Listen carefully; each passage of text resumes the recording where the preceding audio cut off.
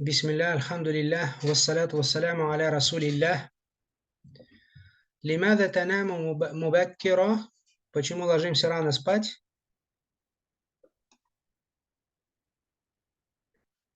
По адабу проходили на прошлом уроке. الأنشطة في طاعة الله وأسامي في طلب المعيشة الحلال.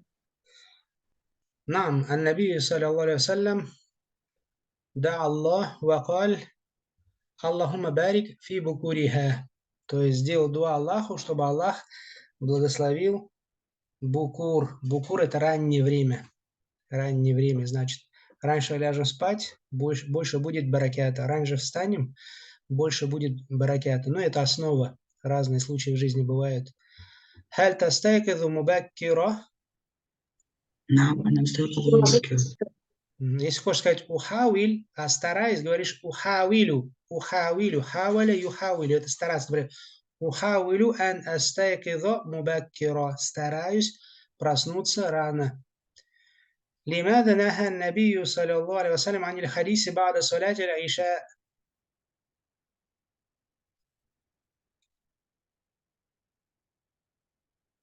Почему пророк запретил разговаривать после намаза Иша?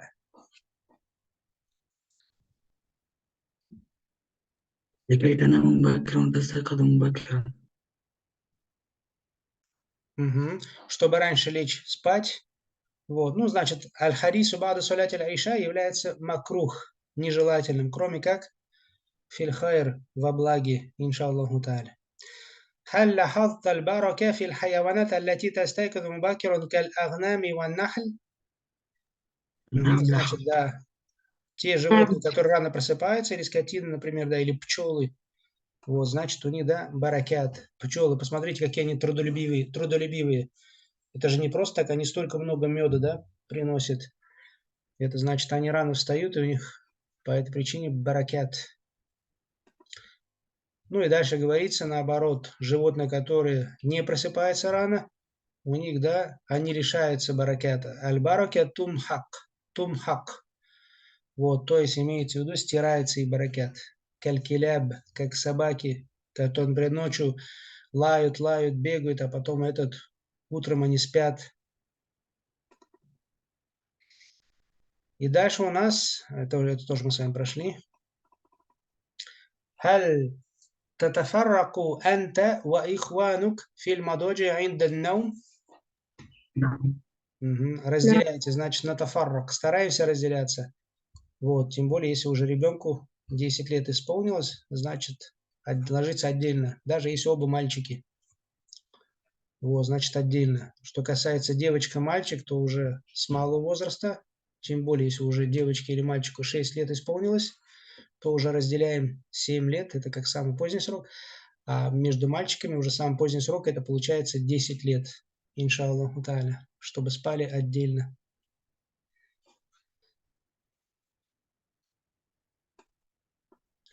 И дальше вамин адабин наум. И также из этики сна.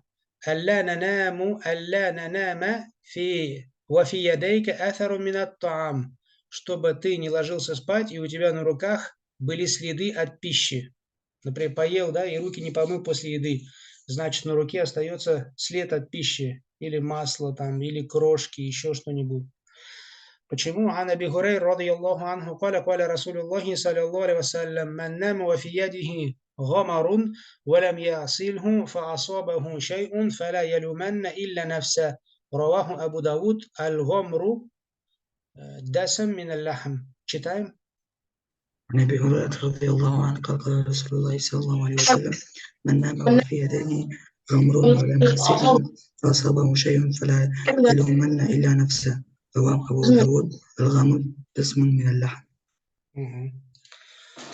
Значит, передается от Абу Хурейры, да будет доволен им Аллах, который сказал то, что посланник Аллаха сказал: кто ляжет спать, и на его руке будет гомор.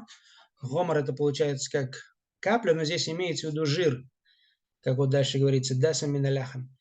И на его руке будет жир от мяса, и он не помоет его, поняли, да, и значит, фа особо гушай, и после этого, если его что-то постигнет, то пусть порицает только самого себя, то есть обижается на самого себя. Вот, раваху Абу Дауд. Аль-гомр – это значит дасам мин аляхам, то есть жир от мяса остается. Вот, значит, по этой причине человек, да, ну, в любом случае, что-то его может постичь, или шайтан приблизится к нему. Вот, в любом случае, мы не оставляем пищу дома шайтану. Упал кусочек на пол хлеба, например, не оставляйте его. Устранил от него, например, грязь, там, пыль и съел его. Или хотя бы убрал, завтра, на следующий день съешь, да, иншаллаху тааля. Не оставляйте пищу еде, также не оставляйте пищу или вот этот жир, остатки еды на своих руках. Вот, тем более будете ложиться спать.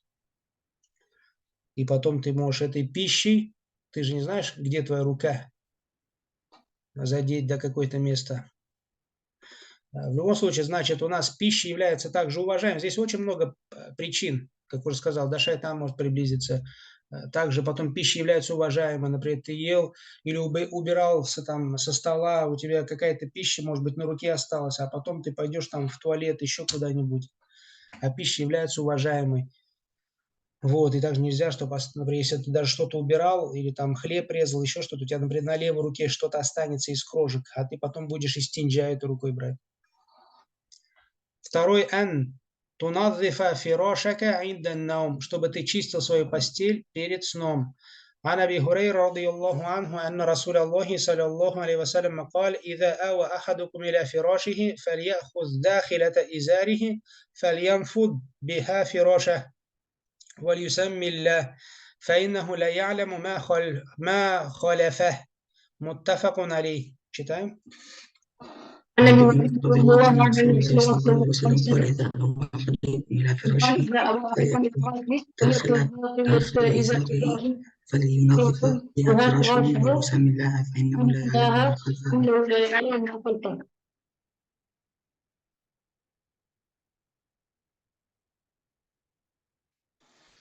Значит, передается от Абу Хурейры, да будет доволен им Аллах, то, что посланник Аллаха, саллаллаху алейхи ва алейхи вассаляма, сказал.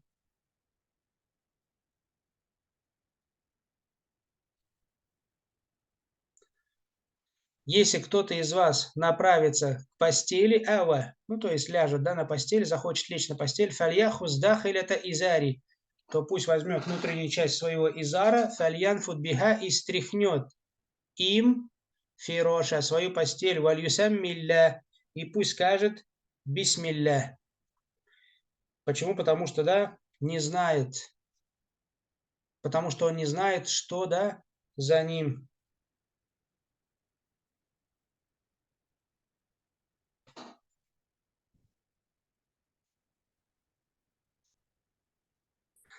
Значит, следующая этика, мы должны, да, почистить свою постель, стряхнуть с этой постели мусор, пыль или также что там может быть, и при этом говорим бисмилля, бисмилля, потому что есть вещи, которые также связаны со скрытым миром. Вот, в любом случае, бисмилля это будет указывать на духовную чистоту, а стряхнуть это будет указывать на внешнюю, то есть физическую чистоту.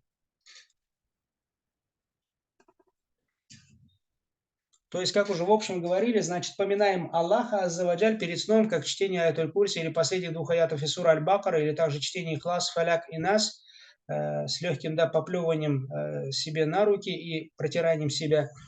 Плюс еще, когда ложимся спать, говорим «Бисмик Аллахумма амуту вахья», это духовное очищение, вот, и ложимся чистыми в постель и на чистую постель. И также желательно, да, с чистым телом, как сказали, да, или самовением. Вот, со всех сторон, то есть взяли причины, чтобы быть чистым. А там, где чистота и где поминается имя Аллаха Аззаваджаль, не будет шайтана.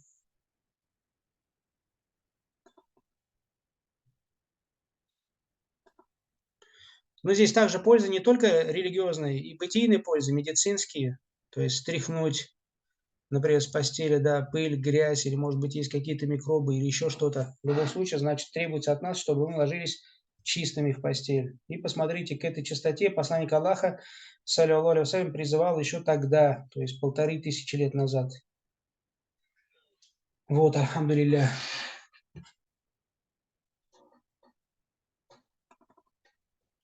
Вамин адабин науми, также продолжение темы.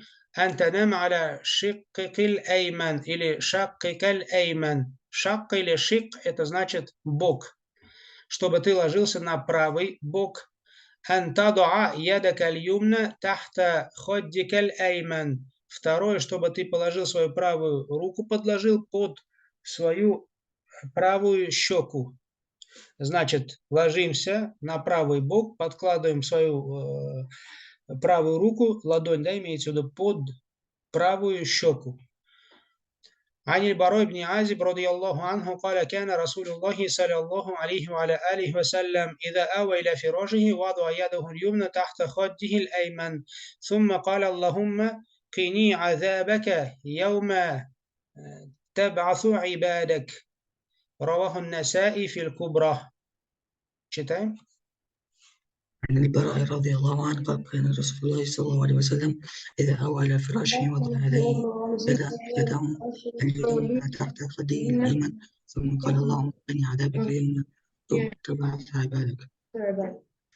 Передается от Аль-Баро, да будет доволен им Аллах, который сказал то, что посланник Аллаха, саллаллаху алейхи вассалям, если он ложился на постель, то ложил свою правую руку под свою правую щеку, а затем говорил «кини», это значит «вака яки кини», «защити меня, да, азабак, от своего наказания, яума табасу ибадак», в тот день, когда ты воскресишь своих рабов. Привел имам Ан-Насаи филь Кубра, имеется в виду Сунануль Кубра.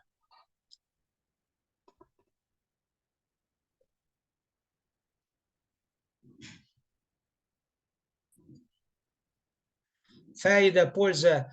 النوم على الشق الأيمن فيه صحة للجسم وراحة للقلب والكليتين. Спать на правом боку в этом, да, это полезно для здоровья тела. И также это, да, хорошо для сердца, потому что сердце же у тебя получается с левой стороны. Если ты ляжешь на левый бок, твое тело давит, да, на сердце. А если ляжешь на правый бок, то получается сердцу легче работать. А сердце же работает, и когда мы спим, оно тоже стучит, работает, то есть прогоняет кровь по нашему телу, по кровеносным сосудам, а потом кровь через вены возвращается обратно в сердце. И это сердце не просто проталкивает кровь, эта кровь еще проходит по кровеносным сосудам, потом, насколько мне известно, она попадает в кости, потом попадает в хрящ, и только потом попадает в вены, и через вены возвращается обратно в сердце. То есть представляете, какую работу проделывает сердце.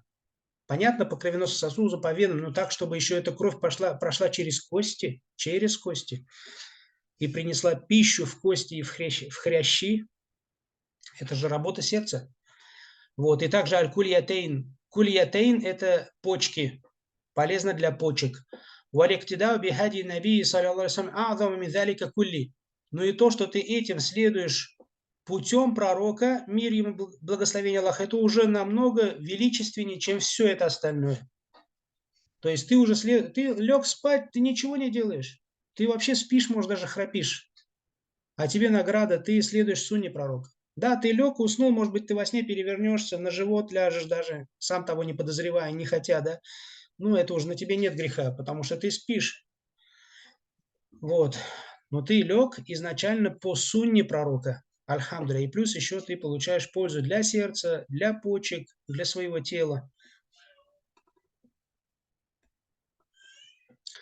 Вамина дабин наум, и также продолжается эта тема, антанама фил лейли ватастайкаду фин нахар. Чтобы ты спал ночью и бодрствовал днем. Это основа.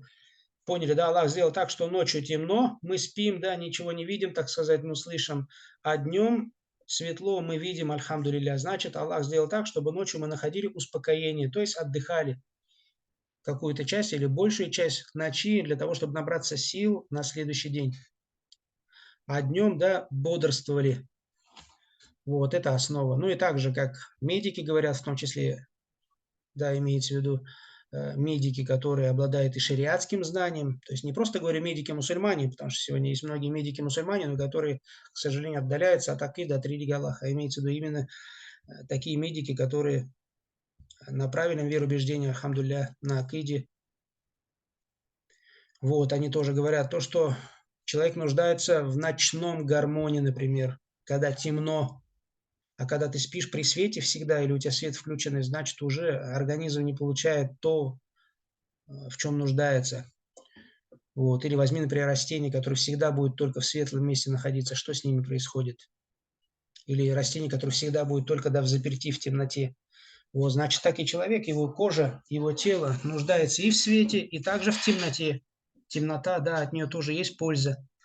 Дальше антанаму вакталь кайлюля. И чтобы также ты спал во время кайлюля. Кайлюля это значит, большинство сахабов на том, что кайлюля это перед зухром, а другие сахабы сказали после зухра. То есть в этом есть разногласие среди ученых. В любом случае, либо перед зухром, дневным намазом, либо после дневного намаза. Но кайлюля это значит немножко поспать, немного, то есть какой-то короткий период времени. И кайлюля там, конечно, есть баракят, да. Если у кого-то есть возможность сделать кайлюля, это сунна, и плюс ты получаешь баракят, например, немножко поспал, пусть даже там 10-15 минут, и альхамдулилля, да, ты уже выспался, и у тебя еще на полдня есть силы. Ну, это опять же, да, не всех касается. Бывают, например, люди, у которых сердечная недостаточность, болезнь сердца, им очень тяжело уснуть. Он ляжет днем, даже если хочет спать, ему тяжело уснуть, потому что сердце болеет. Поэтому разное положение у людей бывает. Коля Тааля сказал Всевышний Аллах: «Ваджаальна лейля либаса, ваджаальна нахара мааша». И мы сделали ночь либаса укрытием, как одеждой, либас одежда. Ваджаальна нахар, а день сделали мааша местом для проживания. То есть днем, чтобы люди двигались, искали, да, свою добычу или свой заработок, свой ризк. عن سهل بن سعد قال كنا نصلي مع النبي صلى الله عليه وسلم الجمعة ثم تكون القائلة. رواه البخاري. читайте. عن سهل بن سعد قال كنا نصلي مع النبي صلى الله عليه وسلم الجمعة ثم تكون القائلة. Передается от Сахля ибн Саад, ради Аллаху анху, который сказал: мы вместе совершали намаз с пророком аль-джум'a, в пятничный, да, день, или имеется в виду нусоли аль-джум'a, вот, пятничный намаз, да, или в пятничный день, а затем мы делали аль-каиля, то есть кайлюля. Ну, есть и другие указания, да, значит, возможно, было так, что иногда, может быть, спали и до обеда, иногда и после обеда.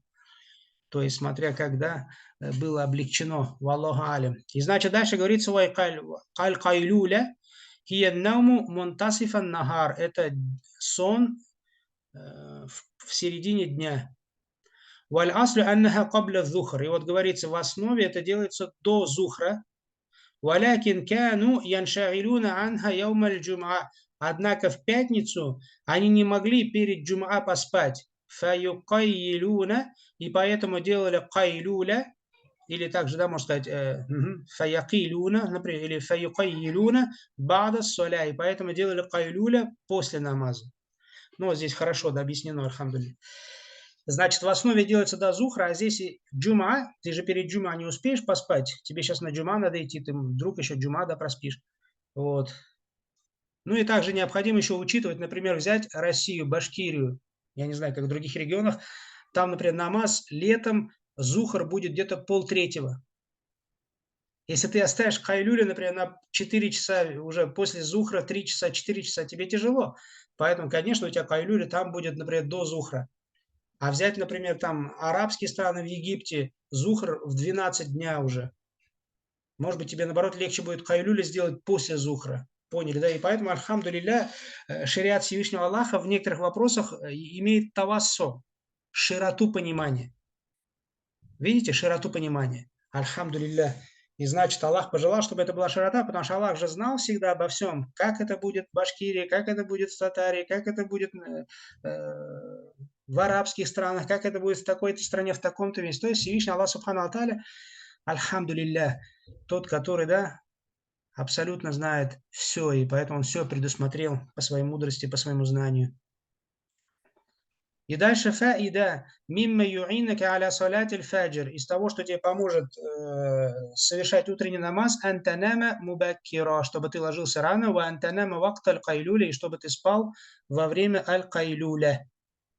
Вот. Ну, попробуйте, тем более в вашем возрасте, да, это легко сделать хайлюля, иншаллаху тааля. В нашем тоже просто бывает, например, человек работает в это время, или днем занят, или у него много детей, или, как я говорил, да, есть некоторые болезни. Например, есть человек, как принято называть там, сова или жаворонок. Сова, который ночью не спит, не может уснуть, а жаворонок тот, который рано может ложиться спать и рано просыпается. Вот, это также, да, от природы человека зависит, и также зависит от его здоровья. Как я вам сказал, если человек сердечник, ему тяжело уснуть. Вот, у меня тоже, например, и дети, одни лег, через 5 минут все, уже спит ребенок. Другой ребенок ворочается час-два, не может уснуть. Вот, поэтому, альхамдулилля аля кулли халь. Вот. Ну, как делал, например, шейх Мукбель. Некоторые ученые, если шейх Мукбель, он поздно начал требовать знания, можно сказать, под 40 лет начал требовать знания, но зато столько знаний собрал, столько хадисов заучил, столько пользы принес своим дааватом, призывом, книгами, уроками, да, своим марказом. Вот, по ночам не спал. Вот. Если, например, такое бывает, человек не может ночью спать, ну, проводи тогда время с благом, учись, Куран учи, еще, значит, в любом случае проводи время с благом, иншаллах, а не так, чтобы там сидел кто-то за интернетом без пользы, еще за чем-то, или с кем-то общался, переписывался, разговаривал, увлекался, какие-то игры играл. В итоге, ну, не получил пользу ни в религии, ни в дуне. А если кто-то может, конечно, то пусть держится основы. Тем более сунна пророка, значит, ложиться пораньше и вставать пораньше, чтобы утреннее баракатное время не пропустить без пользы.